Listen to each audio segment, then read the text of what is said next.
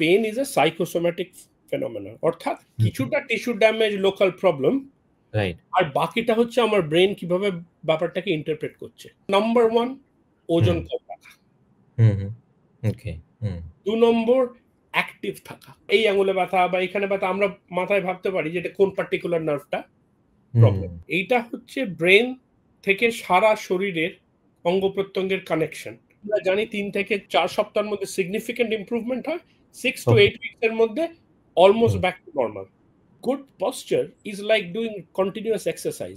মুখ থেকে শুরু করে গা হাত পা নড়তে পারবে না যদি এই স্পাইন বা নার্ভের কোনো প্রবলেম হয়। ভাঁজটা হবে হাঁটুতে, স্পাইন শুড বি স্ট্রেট। তো এইভাবে হাঁটুটা ভাঁজ করে বসতে হবে এবং তুলতে হবে। যদি কেউ যোগব্যায়াম করতে পারে বা পিলাটেস এক্সারসাইজ করতে পারে, আমাদের মনে রাখতে হবে কোমরের স্পাইনের ওই কার্ভটা মেনটেন করে আছে, কিন্তু মাসল খুব লেগেছে, হাড় ভেঙে গেছে পায়ে। লোকে মরফিন কেন দেয়? মরফিন তো ওইখানকার ব্যথা কিছু সারাচ্ছে না। Morphine is telling your brain not to accept the pain signals. 1 নম্বর কথা, 3-4 সপ্তাহ হয়ে গেল, ইমপ্রুভমেন্ট হচ্ছে না, যেরকম যন্ত্রণা ছিল সেরকমই যন্ত্রণা, হাঁটতে পারছি না ভালো করে। 2 নম্বর, হয়তো কোথাও কোনো উইকনেস দেখা দিল, গোড়ালিতে উইকনেস, পাটা ড্রপ হয়ে গেছে, দ্যাট ইজ ভেরি ইম্পর্টেন্ট, তখন যেতে হবে ডাক্তারের কাছে। স্পাইন নেচার তৈরি করেছিল আমাদের এবং অ্যাডভান্টেজ দেওয়ার জন্য, টু সার্ভাইভ, সেইগুলো এখন is working against us.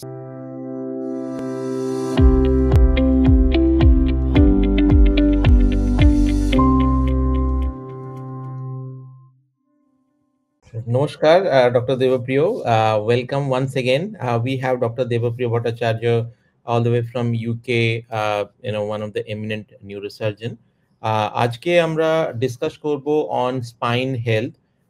Spine বা মেরুদণ্ড আমাদের শরীরের একটা খুবই ইম্পর্টেন্ট পার্ট। আমরা গোটা শরীরটা স্পাইনের উপরে ইজ লাইক এ পিলার, আমাদের একটা স্তম্ভের মতো কাজ করছে। এবং ইদানিং in the recent days, because of our lifestyle, আমাদের লাইফস্টাইল বা আমাদের জীবনভাবে জীবনধারার জন্য অনেক রকমের সমস্যা, কোমর ব্যথা, ঘাড় ব্যথা বা অনেক রকম প্রবলেমস আমরা দেখছি অনেক পেশেন্টদের। তো সেইগুলো নিয়ে আজকে আমরা আলোচনা করব এক্সক্লুসিভলি অন স্পাইন হেলথ।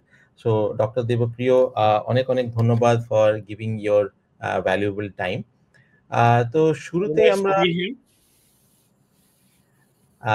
আজকে আমরা শুরুতেই let us try to understand the basics about spine বা মেরুদণ্ড. We can start about that. I know আমরা সবাই জানি যে এটা একটা খুব ইম্পর্টেন্ট, বাট এটার বিষয়ে how do we understand more deeper এটার বিষয়ে, if you can just throw some light. তো মেরুদণ্ড হচ্ছে a collection of ছোট ছোট হাড়ের পিস, তার মধ্যে দিয়ে ছেদ আছে যার মধ্যে স্পাইনাল কর্ড যায়, কিছু ব্লাড ভেসেল যায় আর নার্ভ বেরোয়। এইটা হচ্ছে ব্রেন থেকে সারা শরীরের অঙ্গ প্রত্যঙ্গের কানেকশন। রাইট, এটাকে মনে করতে হবে একটা হাইওয়ের মতো। রাইট, এবং তার থেকে প্রত্যেক লেভেলে আমরা যেরকম ন্যাশনাল হাইওয়ে দিয়ে যেতে যেতে একটা টার্ন অফ দিয়ে যায়, সেরকম করে নার্ভগুলো বেরোচ্ছে।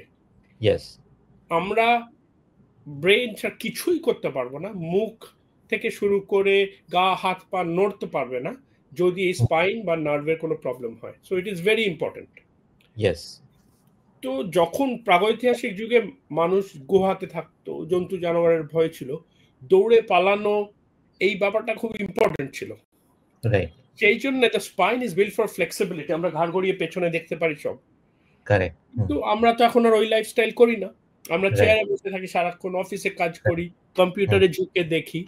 সো যে পারপাসে, যে কারণে স্পাইন নেচার তৈরি করেছিল আমাদের এবং অ্যাডভান্টেজ দেওয়ার জন্য, টু সার্ভাইভ, সেইগুলো এখন ইজ ওয়ার্কিং এগেইনস্ট আস। আমরা কেন লাইফস্টাইল এবং পশ্চার ইত্যাদি এমন ভাবে করছি, কোনোভাবেই আমরা দৌড়ঝাঁপ করছি না, ফিজিক্যাল অ্যাক্টিভিটি করছি না, that is why we get into trouble with spine. Right. একটা জিনিস খুব ইম্পর্টেন্ট, স্পাইন কিন্তু একটা ফ্লেক্সিবল নড়বড়ে জিনিস।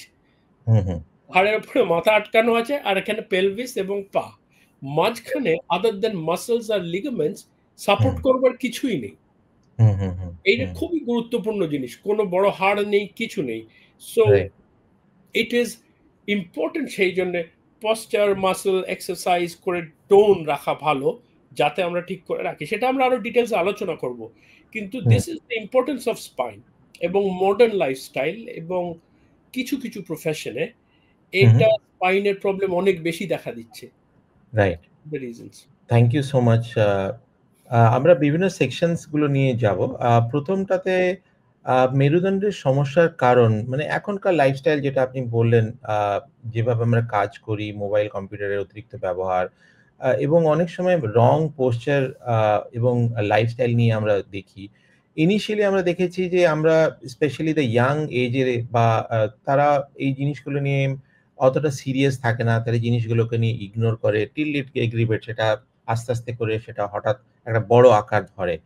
তো would like to know from you as an expert যে হাউ ডু ইউ থিংক এটা, এই যে প্রবলেমস গুলো একদম আর্লি স্টেজেই আমরা এটাকে কিভাবে কন্ট্রোল করতে পারি সো দ্যাট এই লাইফস্টাইল বা আদার রিলেটেড ইস্যুস গুলো থেকে সেটা বড় আকার যাতে না হয়?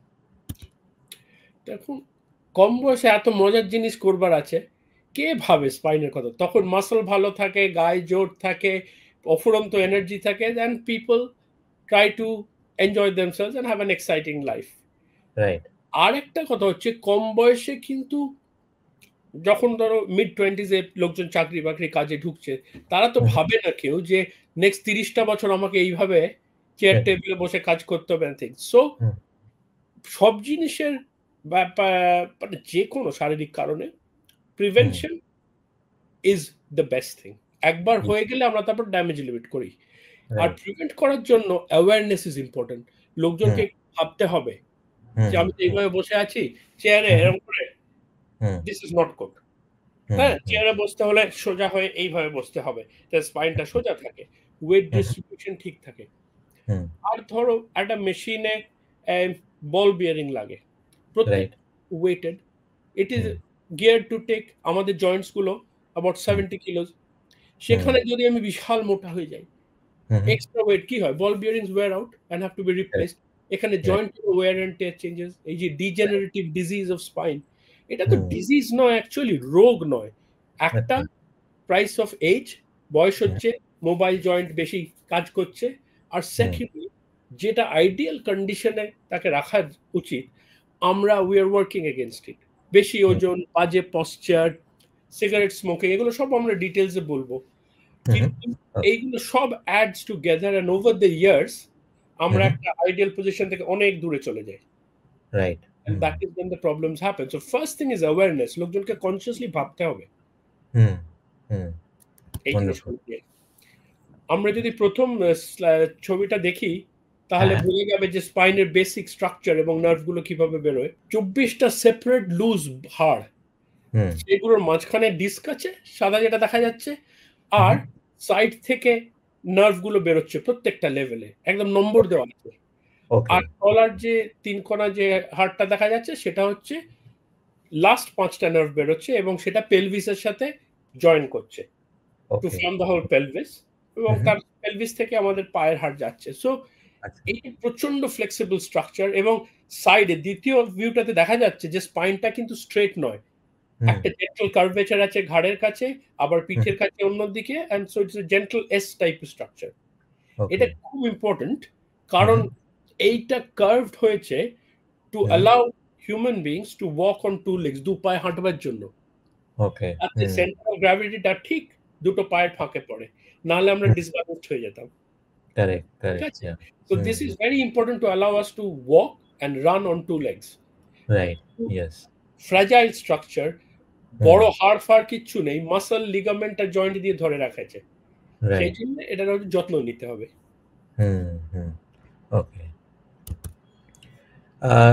এবারে আমরা চলে আসি ব্যথা এবং অসাড়তার কারণ। কোমরে ব্যথা, ঘাড়ে ব্যথা, পিঠে ব্যথা বা নামনেস বা শার্প পেইন, কমন এগুলো। সো এটার ব্যাপারে what's your thoughts on this? ব্যথা দুটো ব্রড ক্যাটাগরিতে আমরা ভাগ করতে পারি।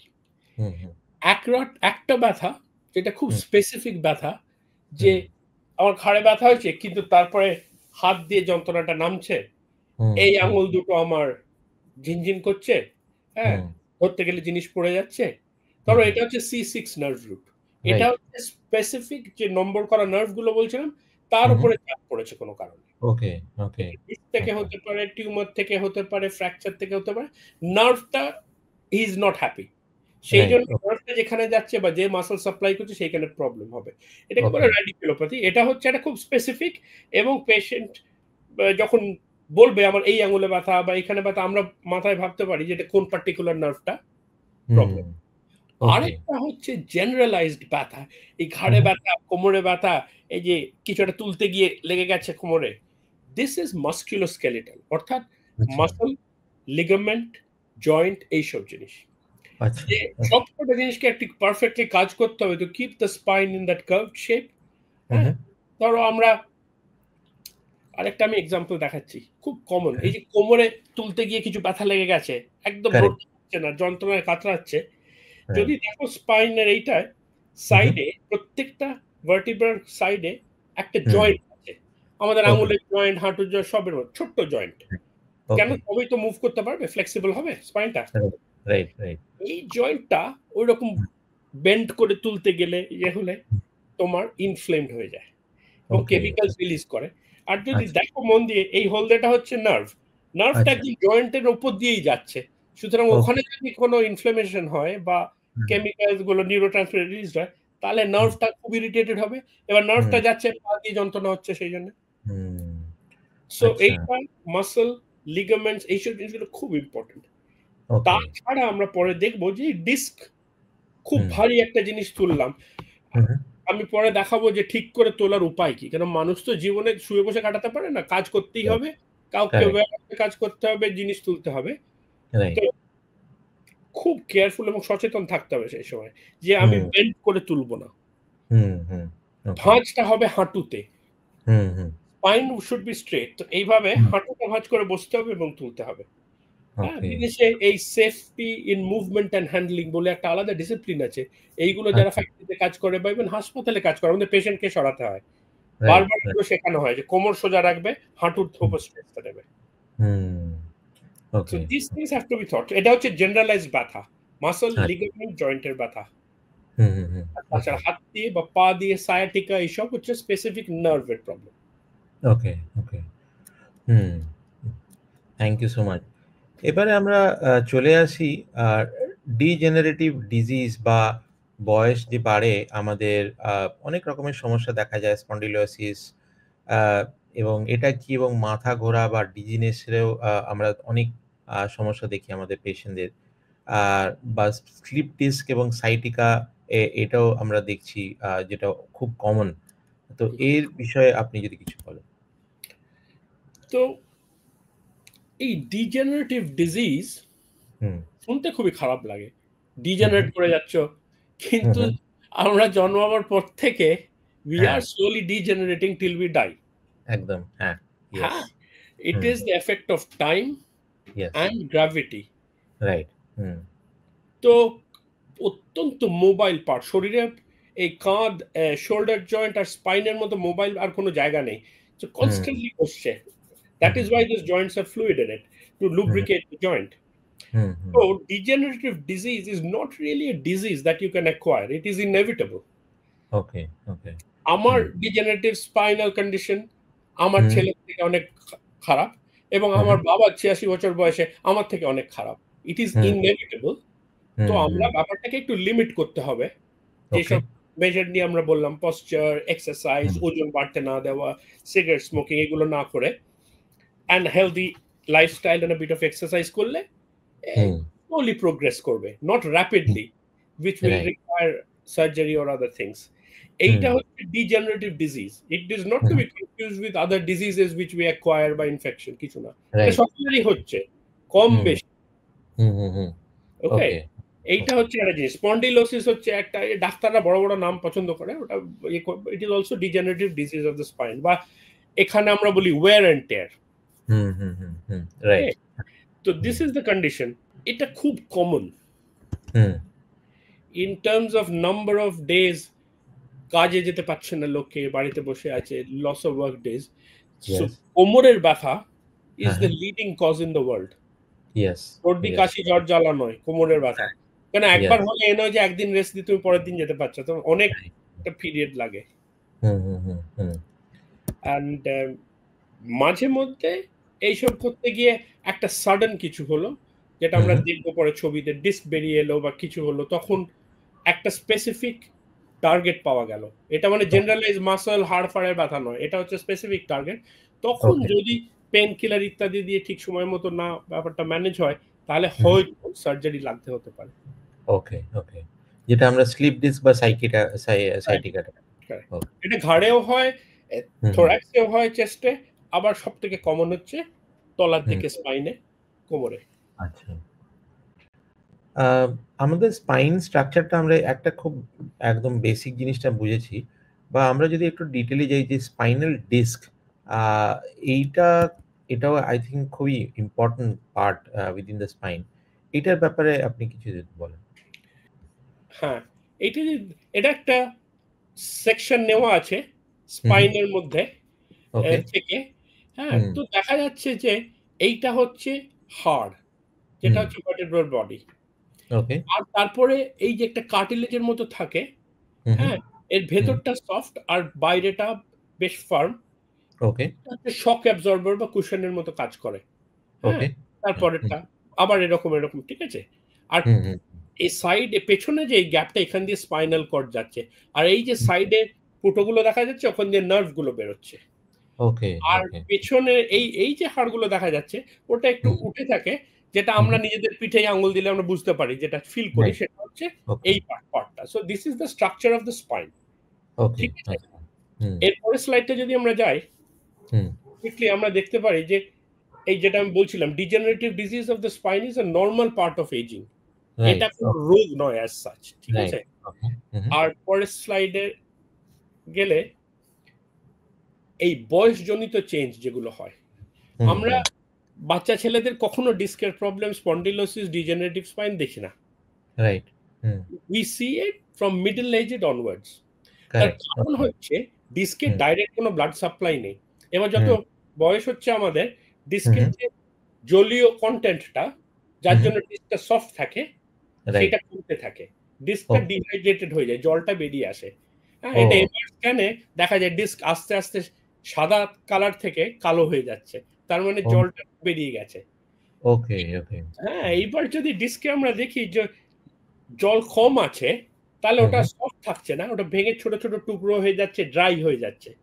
ওকে, একটু ওকে। ছোট ফ্র্যাগমেন্ট হলে তারপরে হুম, ওই মাঝে মধ্যে ওই পেশেন্ট একটা প্রচন্ড জোর কেশেছে বা হাঁচি হয়েছে হুম, বা হুম, বেড থেকে তুলতে গেছে, আর ওই ছোট হুম। ফ্র্যাগমেন্ট বেরিয়ে এলো। গিয়ে অসহ্য ও যন্ত্রণা পায়। হ্যাঁ, ওকে, কিন্তু কম ওকে, বয়সে ডিস্কের জলের কনটেন্ট অনেক থাকে। সেই জন্য it okay. Is soft and it does not break up.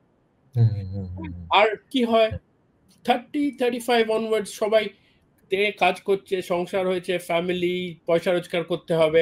নিজের উপর রাইট। অতটা যত্ন নিতে পারছে না। আবার হুম, এদিকে ডিস্কটাও ডিহাইড্রেটেড হচ্ছে। Hmm. That is why it is a sort of middle aged young persons disease. খুব বয়স্ক লোকেদের হয় না। ওকে, ওকে। কেন? ওদের তো অত বেশি অ্যাক্টিভিটি নেই। রিটায়ার করে গেছে, ২-১ বার বাজারে যাচ্ছে, রেগুলার কাজকর্ম করছে না, ওজন তুলছে কারেক্ট। না। হুম, ওকে। তো আমরা আ অনেকগুলো প্রবলেমস গুলো নিয়ে ডিসকাস করলাম যে কি, কি সমস্যাগুলো হয়। তো এইগুলো আমাদের প্রিভেনশন টা নিয়ে আমরা ডিসকাস করি যে প্রিভেনশন এবং কন্ট্রোল আ যে সঠিক পশ্চার, বসার পিঠে ইউ নো কিভাবে বসে রাখা যায় বা আ যদি চেয়ার ব্যবহার করতে হয় ডেফিনিটলি সেই চেয়ারটা কেমন হওয়া উচিত, এরগোনমিক হওয়া উচিত কিনা?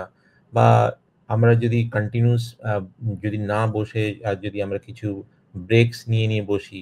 আ আর Absolutely. প্লাস মেবি ইয়োগা বা ব্রিথিং এক্সারসাইজেস এই ব্যাপারগুলো নিয়ে uh if you can just share. তো আমরা যা দেখলাম টু অ্যান্ড অর্ডার কিছু না কিছু ডিজেনারেশন হচ্ছেই। কেউ এর কারেক্ট, থেকে বাঁচতে পারবে না। রাইট, হ্যাঁ, আমাদের কাজ হচ্ছে ড্যামেজটা লিমিট করা। Right, hmm, so you don't have to go to the doctor বা সার্জন বা কিছু। ইয়েস, কিছু জিনিস খুব ইম্পোর্টেন্ট। আমাকে যদি বলো নাম্বার 1 হুম, ওজন কম রাখা। হুম, হুম, ওকে, হুম, ২ নম্বর অ্যাক্টিভ থাকা। হুম, হুম, এলাম, হুম, কাজ করলাম, বাড়িতে এসে তারপরে সোফাতে বসে Netflix দেখছি না। হুম, যত কষ্ট হোক, এবং হুম, আমরা জানি, আমি অন্তত কলকাতায় তো জানি যে লোকজনকে অনেকটা কমিউট করতে হয় কয়েক ঘন্টা লোকাল ট্রেনে ইত্যাদি কাজ করে। তারপরে কোনো এনার্জি থাকে না। রাইট, তাহলে সকালেও যদি লোকজন একটু রেগুলার হাঁটে বা সাইকেল করে, যাদের সুযোগ সুবিধে আছে সাঁতার কাটে সপ্তাহে 2 বার 3 বার, জাস্ট টু রিমেইন অ্যাক্টিভ, এই মাসলগুলোর কাজ হয়। ওকে, ওকে। তারপরে যদি কেউ যোগব্যায়াম করতে পারে বা পিলাটেস এক্সারসাইজ করতে পারে, আমাদের মনে রাখতে হবে কোমরের স্পাইনের ওই কার্ভটা মেনটেন করে আছে কিন্তু মাসল। ওকে। একটা বিশাল সামনে ভুঁড়ি হয়ে গেল, তখন তো ওর উপর চাপ পড়ছে। সেই জন্য মাসলটা চাইছে না স্পাইনটা সামনের দিকে টানুক, সেই জন্য স্প্যাজম হয়ে যায় যে ধরে আছে। And that is a primary cause of back pain. ওকে, ওকে। ওই জয়েন্টটা আর এই যে কার্ভটা স্পাইনের, এটাতে বিশাল একটা ভুঁড়ি আছে সামনে, কেউ কাজ করে না, মাসলের টোন খারাপ, তো সামনের দিকে টানছে এটা, তো সেই জন্য পিছনের মাসলগুলো তখন স্প্যাজমে চলে আসে to hold it. Okay, that causes pain. তো এইটা পশ্চার, এই আমি যেরকম বললাম এরকম করে না বসে, স্লাউচ না করে সোজা কোমর করে বসা। Good posture is like doing continuous exercise, automatically লাভ হচ্ছে, আমরা বুঝতে পারছি। ইয়েস, আমরা এটাও খুব দেখি যে বাড়িতে ধরুন কাজ করার সময় বা টিভি দেখার সময় আমরা বিছানায় বসে থাকি। আই থিংক বিছানায় বসাটাও বিছানা is meant for sleeping, not to sit. এটা একটা খুব বড় প্রবলেম দেখি। খুব সফট একটা সোফা, দারুণ আরাম লাগে, কিন্তু পরে it extracts a big price. Right, হ্যাঁ, হ্যাঁ। পশ্চার স্পাইন ছবি যখন flat, it is actually meant for sleeping, যেটা বললে, কেন গ্র্যাভিটি এলিমিনেটেড হয়ে যাচ্ছে, spine is at rest. Right, আর এর ব্যথা, লোকজন যখন শোবে পাতলা মাথার বালিশ ইউজ করা উচিত। ওই যে টিভিতে যেরকম দেখায় বিরাট ফলা ফলা বালিশ, ও তো ঘাড়ে ব্যথা হবেই হবে, that is not for everyday use. ঘাড়েরই পাতলা হতে হবে, ম্যাট্রেস মোটামুটি ফার্ম হতে হবে, যাতে মাসলগুলো একটু সাপোর্ট পায়। এই সফটনেতে ঢুকেই গেল, অ্যাপারেন্টলি ভালো, ক্রনিক ব্যাক। এইসব জিনিসগুলো পশ্চার, চেয়ার, আমরা যারা কম্পিউটারে কাজ করছি সারাক্ষণ এইভাবে ঝুঁকে কোনো কাজ নেই, the work station has to be raised. Right, okay. আমি সেই জন্য এই টেবিলটা কিনেছি, হাইট রেজ করা যায়, কারণ বেশিক্ষণ বসে থাকলে আমারও কোমরে ব্যথা হয়, তখন আমি দাঁড়িয়ে কাজ করি। একদম। আর যেটা তুমি বললে ঘন্টায় একবার বসে থাকার পর উঠে just 5 minute to walk around and change the posture, এগুলো খুব ইম্পর্টেন্ট। এবং সচেতন থেকে যদি কেউ করে মন দিয়ে, 3 মাসের মধ্যে অভ্যেস হয়ে যাবে, and he will continue to have good posture and exercise all his life. খুব these are very very important জিনিস। এরপর আমরা চলে আসি যে আমরা তো অনেক রকমের লাইফস্টাইল নিয়ে ডিসকাস করলাম, কি করা উচিত, আমাদের কি চেয়ার বা এক্সারসাইজ এগুলো নিয়ে করা উচিত। যদি বাই চান্স স্লিপ ডিস্ক হলো, লেটস সে সাইটিকা বা ওই ধরনের জিনিসগুলো হলো, সেই সময়ে আমাদের কি করা উচিত, বা সেটা যদি হয় তার ট্রিটমেন্ট অপশনস কি কি আছে, সেটা নিয়ে আপনি ভেরি মাচ। ওকে, হ্যাঁ। এইখানে আমি লাল দিয়ে দেখিয়েছি যেটা, এইটি হচ্ছে ডিস্ক, এই সাদা সুন্দর ফ্লুইড, মাঝখানে গ্রে স্পাইনাল কর্ড, এই কালো জিনিসটা বেরিয়ে এসছে, রাইট। এইখানে এই জিনিসটা হচ্ছে ডিস্ক, রাইট। আর 80% অফ অল ডিস্ক প্রোল্যাপসেস এই দুটো লেভেলে হয়। তার কারণ আমি যখন বসে আছি, পুরো আপার বডির ওয়েটটা রেস্ট করছে এই লাস্ট দুটো হাড়ের উপর, so the forces are much higher. Okay, okay. Technically disc ঘাড়েও বেরোতে পারে, পিঠেও বেরোতে পারে, এখানেও বেরোতে পারে, কিন্তু 80% ডিস্ক প্রোল্যাপসেস এই তলার দুটো লেভেলে হয়।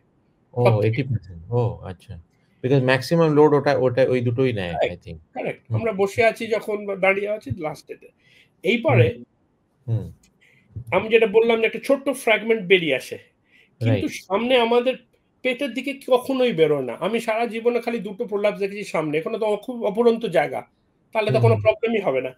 বেরোয় এই পেছন দিকে, যেখানে এই নার্ভটা আছে, ওকে, ঠিক এইখানে ফ্র্যাগমেন্টটা হয়, তখন নার্ভটা পেছন দিকে চেপে যায় দিয়ে হাড়ের সাথে, সো ইট কম্প্রেসেস দ্য নার্ভ ঠিক এইখানে। ওকে, তো দ্যাট এইভাবে হচ্ছে। তো আমরা কি করতে পারি? ফার্স্ট জিনিস হচ্ছে নট প্রলংড বেড রেস্ট, বেশি না হলেও একটু একটু হাঁটাচলা যদি করতে পারে, অনেকে কাজে যেতে পারবে না, পেন কিলার খেতে হবে। জেনারেল পেন কিলার আছে, আরো কিছু আছে স্পেসিফিক নার্ভের জন্য পেন কিলার, কিন্তু আমরা স্টাডি থেকে জানি যে 85% হুম 100 জনের যদি ডিস্ক প্রোলাপস হয় এবং তাদের আমরা ট্যাবলেট, ব্যথা রিলিফ, মাঝে মধ্যে ইনজেকশন দিতে হয়, করতে পারি, 85 জনের সেরে যায়, ওকে আচ্ছা সার্জারি লাগবে না। We operate on 10 to 12%। আচ্ছা ওকে তো কখন জানবো যে, হুম 1 নম্বর কথা, ৩-৪ হুম সপ্তাহ হয়ে গেল, ইমপ্রুভমেন্ট হচ্ছে না, যেরকম রাইট যন্ত্রণা ছিল সেরকমই যন্ত্রণা, হাঁটতে পারছি না ভালো করে। ওকে ২ নম্বর, হয়তো কোথাও কোনো উইকনেস দেখা দিল, গোড়ালিতে উইকনেস, পাটা ড্রপ হয়ে গেছে, দ্যাট ইজ ভেরি ইম্পর্টেন্ট, তখন যেতে হবে ডাক্তারের কাছে। ওকে হুম মানে আচ্ছা নিউরোলজিক্যাল ডেফিসিট হলো একটা অ্যাকচুয়ালি। রাইট ওকে ২ নম্বর কথা, যে অনেকে আমরা দেখি কাজের সময় যারা সেলফ এমপ্লয়েড, কোম্পানিতে চাকরি করে না, তাদের কোনো সিক লিভ নেই, তারা রাইট দিন আনি দিন খায়, তারা না রাইট কাজ করতে যেতে পারলে তারা কোনো রোজগার নেই, কারেক্ট এদের পক্ষে খুবই কষ্টকর। হুম হ্যাঁ, রাইট যে কাজ থেকে রেস্ট নিয়ে থাকা কয়েক সপ্তাহ, ইয়েস এইসব গ্রুপের লোকজনকে তখন কনসিডার করতে হবে। কিন্তু নাম্বার ওয়ান জিনিস হচ্ছে, মেডিকেল ম্যানেজমেন্টটা চেষ্টা করতেই হবে, কেন সার্জারি হচ্ছে লাস্ট রিসোর্ট। রাইট ওকে যখন প্রথম ডিস্ক প্রলাপস হচ্ছে, অসহ্য যন্ত্রণা, তখন যদি আমি বলি আমি অপারেশন করে দিচ্ছি, ঠিক হয়ে যাবে, সবাই বলবে হ্যাঁ হ্যাঁ করে দিন। কিন্তু যদি দেখি সার্জারির তো রিস্ক আছে, কম হলেও আছে, এক্স্যাক্টলি and in হ্যাঁ 85% we will avoid surgery. এই আচ্ছা অপরচুনিটি দেওয়া উচিত। জেন্টাল এক্সারসাইজ, পেন কিলার, ওকে আর নজর রাখা যে ফুড ড্রপ বা এইসব জিনিস যাতে না হচ্ছে না। ওকে তাহলে আমরা জানি ৩ থেকে ৪ সপ্তাহের মধ্যে সিগনিফিক্যান্ট ইমপ্রুভমেন্ট হয়, 6 to ওকে 8 উইকস এর মধ্যে অলমোস্ট ব্যাক টু নরমাল। আচ্ছা ওকে এইটা যাদের হলো না, তাদের তখন স্ক্যান করাতে হবে ওকে এবং ডাক্তারকে দেখাতে হবে। যদি বড় ডিস্ক প্রলাপস থাকে, তখন one of the options is surgery. Right তাতে ইনস্ট্যান্টলি, মানে মোর দ্যান 90% পেন চলে যায়। আচ্ছা ছোট্ট একটা অপারেশন করে গিয়ে ওই ফ্র্যাগমেন্ট যেটা বেরিয়ে এসেছে, নার্ভের উপর চাপ সৃষ্টি করছে, সেই ফ্র্যাগমেন্টটাকে বার করে দেওয়া। ওকে আচ্ছা এক রাত্রি হয়তো হাসপাতালে থাকতে হতে পারে, বা যারা কাছাকাছি থাকে হাসপাতালের, মানে লং ডিস্টেন্স ট্রাভেল করতে পারে, তাদের আমরা সেদিনকেই বাড়ি পাঠিয়ে দিই। আচ্ছা ছোট্ট operation, minimally very good success rate, কিন্তু অ্যানেস্থেটিক লাগে। সুতরাং আজকাল আমরা ক্যামেরার মধ্যে দিয়ে এই অপারেশনটা করছি, লোকাল অ্যানেস্থেটিকে আচ্ছা ইন সাম কেসেস, হুম কিন্তু the vast majority do not need surgery. আচ্ছা ওকে আরেকটা জিনিস মনে রাখতে হবে, খুব রেয়ারলি বিশাল বড় ডিস্ক প্রলাপস হয়, এটাকে বলে কডা ইকুয়াইনা সিনড্রোম। এটা মানে biggest cause of medico legal litigation in the western world. আচ্ছা ওকে যে নার্ভগুলো, ওই সাইটিক নার্ভ রুটস গুলো বেরোচ্ছে, they control your bladder and bowel, okay right পায়খানা পেচ্ছাপের কন্ট্রোল, এরেকশন এটসেট্রা, এইসব ফাংশন, এবং numbness around the bottom. Okay এইটা একবার চলে গেলে না, ফেরত পাওয়া খুব মুশকিল। ওকে সেই জন্য এটাকে বলে রেড ফ্ল্যাগ সাইন্স। এগুলো আমরা বারবার পেশেন্ট দেবো, হ্যাঁ তোমার ডিস্ক আছে, তুমি ওষুধ খাচ্ছ, হয়ে যাবে, কিন্তু যদি তোমার পেচ্ছাপ করতে অসুবিধা হয়, যদি দেখো যে পেছন দিকটা অসাড় লাগছে, নাম, রাইট অ্যাক্সিডেন্ট এমার্জেন্সিতে যাবে, তুমি আমার জন্য ওয়েট করবে না, বা জিপির কাছে যাবে না, একবারে শুধু অ্যাক্সিডেন্ট এমার্জেন্সিতে যাবে। আর আমরা মাঝরাত্রে উঠে অপারেশন করি, যখন স্ক্যান হয়ে দেখা যাচ্ছে বড় ডিস্ক কর্ডেক হয় না, কারণ একবার চলে গেলে আর সার্জারি করে 50-50 ফেরত হবে। So it is a real danger. ওকে আচ্ছা ওকে মানে ডিস্ক স্লিপ ডিস্কের জন্য মানুষের পেচ্ছাপ বা বাওয়েল মুভমেন্ট বা ইরেকশন এই ধরনের ইস্যুগুলো ওই যে নার্ভ গুলো বেরোচ্ছে কোমরের ওখান থেকে, তারা আদার দেন মাসল, হাঁটা চলা, এইসব জিনিস আর সেন্সেশন ছাড়াও ব্লাডার এবং বাউল, পায়খানা পেচ্ছাপের কন্ট্রোল, আমরা যখন জন্মাই তখন তো কন্ট্রোলটা থাকে না, ওই নার্ভ গুলো ব্রেন ট্রেন করে। আর বাবা মার বকুনিতে বাথরুমে বের করে যেতে হবে, এই যে কন্ট্রোল চলে যায়। ওকে ওকে আচ্ছা বিকজ ইট তাহলে আজকে একটা খুব ইম্পর্টেন্ট আমরা মিথ ভার্সেস রিয়ালিটি, মানে অ্যাজ ইউ হ্যাভ সেড যে সমস্ত স্লিপ ডিস্কি বা সাইটিকাতে অনলি 10-15% লোকেদেরই সার্জারি লাগে, বাকিদের থ্রু প্রপার রেস্ট আর মেডিসিন দিয়ে সেটা সারানো যেতে পারে। আরো ইন্টারেস্টিং জিনিস না, সার্জন তো আমরা খালি ভাবি সার্জারি সব, কিন্তু যাদের অপারেশন আমরা করলাম না, ওষুধপত্রে ঠিক হয়ে গেল, আর যাদের অপারেশন করলাম, একটাই ডিফারেন্স হয়, যে যাদের অপারেশন করলাম তারা জ্ঞান ফেরা মাত্র বলছে আহ পায়ের ব্যথা ভালো, কিন্তু 2 বছর পরে বা 5 বছর পরে যদি তাদের অ্যাসেস করা হয়, দেখা যাবে যারা ওষুধ খেয়ে ভালো আছে আর যাদের অপারেশন করলাম দে আর এক্স্যাক্টলি দ্য সেম। ও ওকে। হ্যাঁ, আর এই স্টাডিগুলো 10,000 পেশেন্টের 10 বছরের ফলো আপ করে করা আছে। So it is very important. That's a very important, মানে যতটা সম্ভব যদি আমরা অ্যাভয়েড করতে পারি সার্জারিটা। আমরা যদি আরেকটা জিনিস নিয়ে খুবই important which is like chronic ব্যথা, আর ফর এক্সাম্পল একটা পার্টিকুলার প্রবলেম সেটা অনেক দিন ধরেই চলছে, সেটা হয়তো কিছু কিছু ওষুধ খেয়ে বা কিছু ইয়ে করে সেটা সারানোর চেষ্টা হচ্ছে কিন্তু সেটা সারছে না। সেইগুলোকে নিয়ে কি করা যেতে পারে, মানে what is your suggestions on the things on the chronic pain for a long time?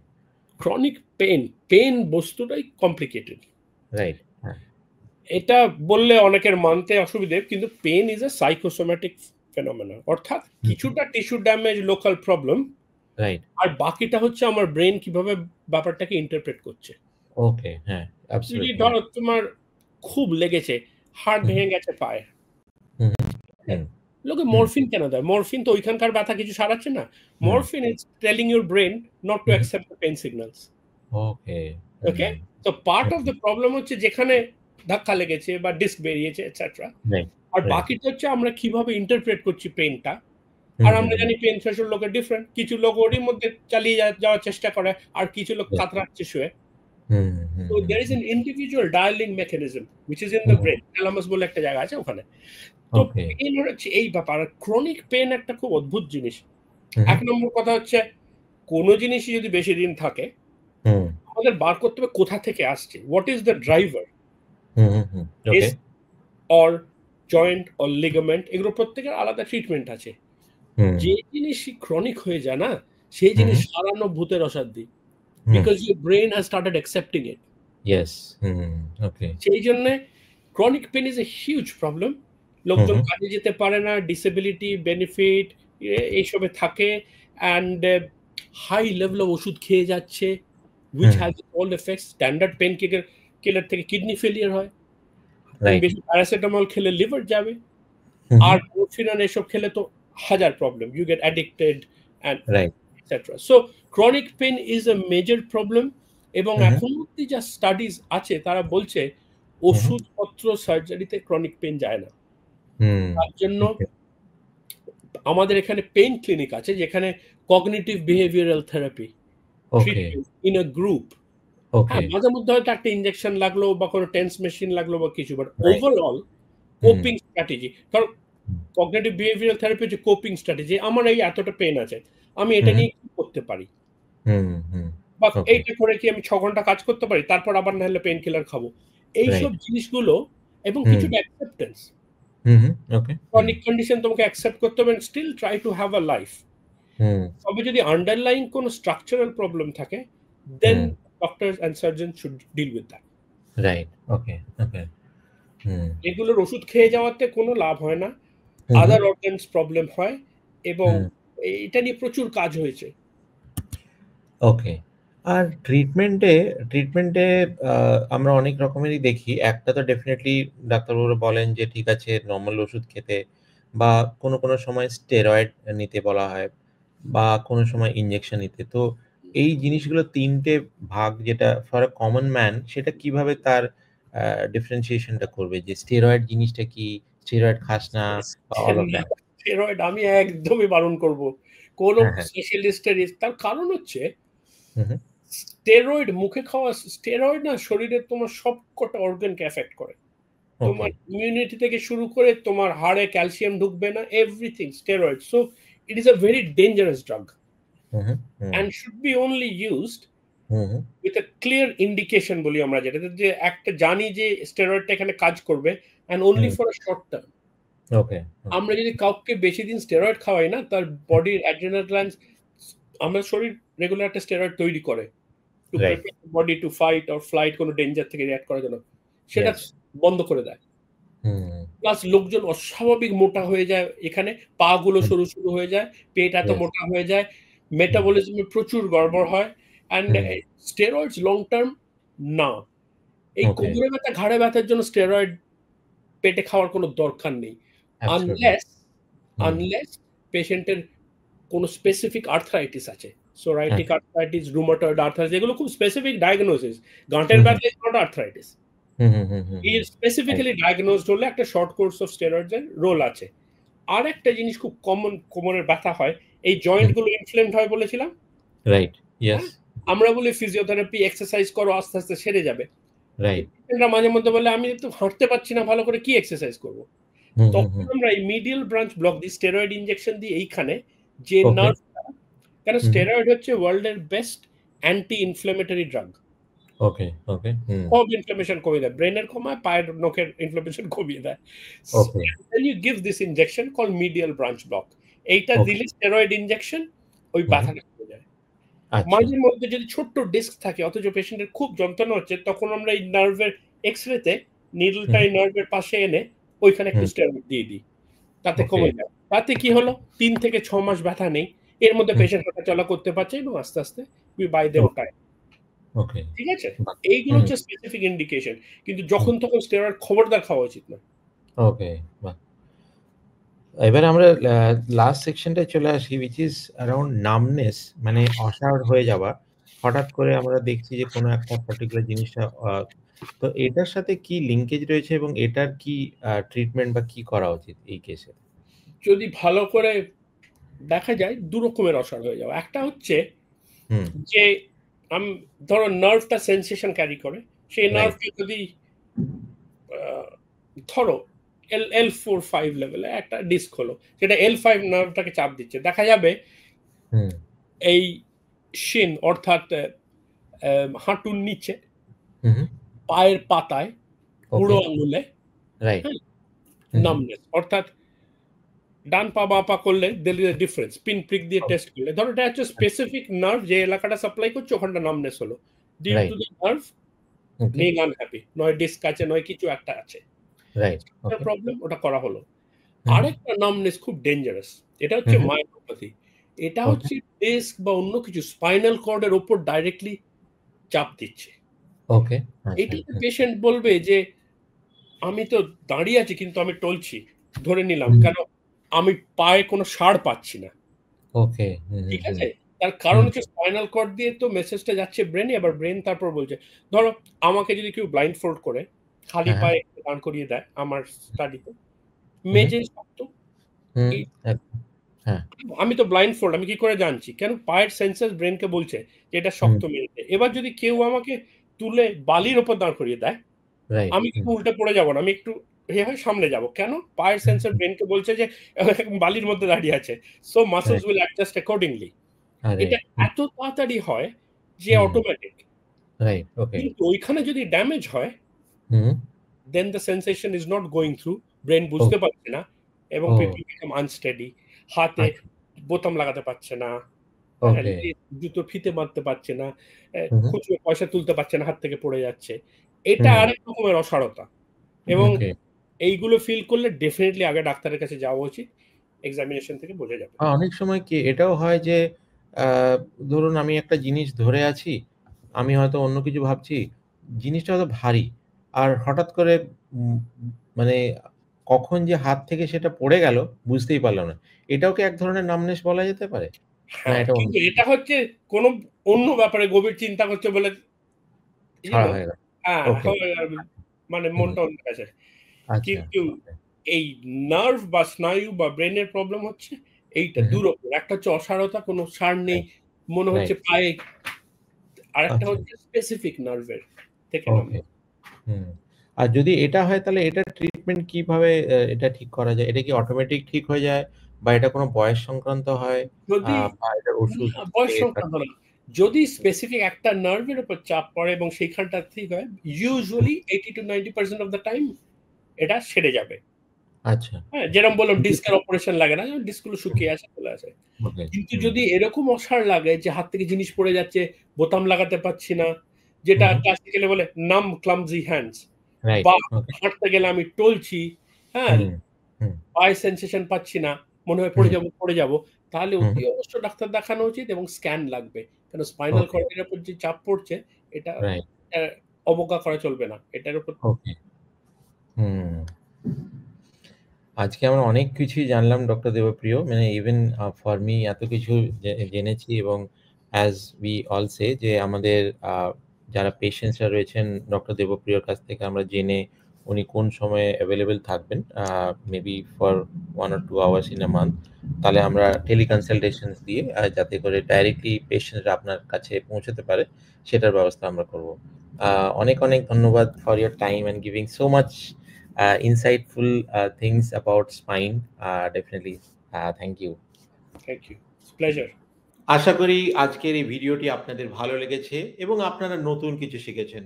আমাদের লক্ষ্য হলো স্পেশালিস্ট ডক্টরদের বিভিন্ন প্রত্যন্ত গ্রামাঞ্চলে রোগীদের কাছে নিয়ে আসা। এছাড়াও আমাদের টেলিমেডিসিনের ব্যবস্থাও রয়েছে। বিশদ জানতে আপনারা ডেসক্রিপশন দেখুন। আমাদের চ্যানেলটি লাইক, শেয়ার এবং সাবস্ক্রাইব করতে ভুলবেন না। নমস্কার।